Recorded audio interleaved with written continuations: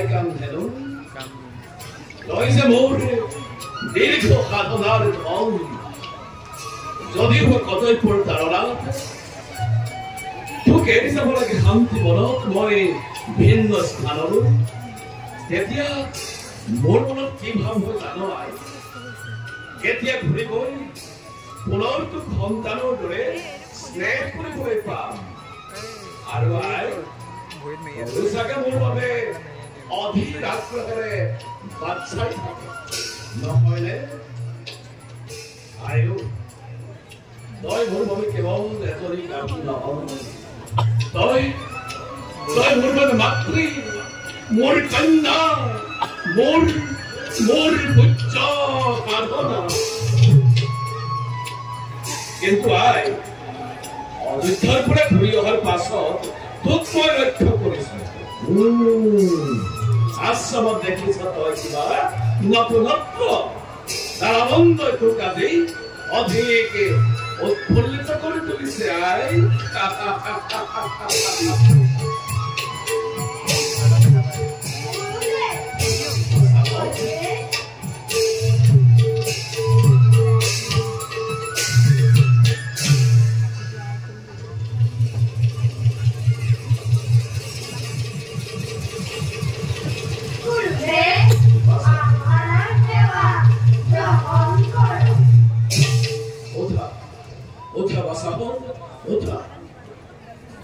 তোমালোকক মই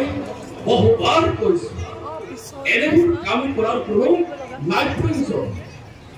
এইবিলাক কাম কৰিবলৈ বাবে আশ্ৰমত পৰ্যাপ্ত পৰিমাণে কৰ্মচাৰী আছে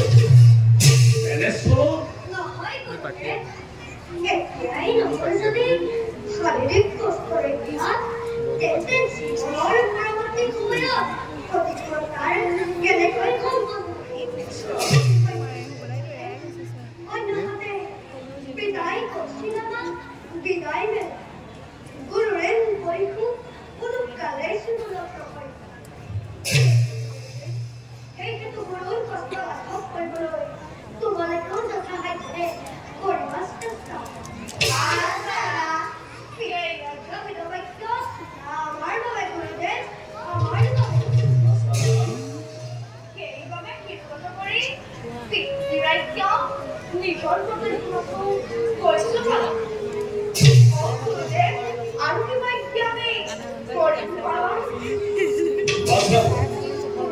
তোমাৰ ব্যক্তিগুৰু ৰোজা দখল গুণৰ আগত অখিল পৰাক্ৰমেৰে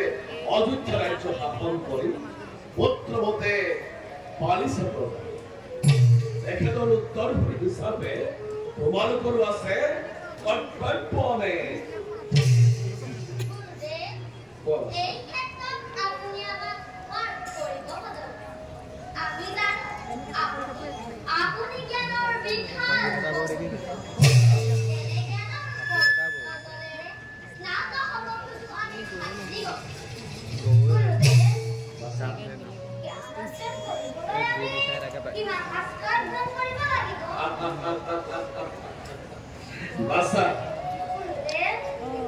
জ্ঞান কেৱল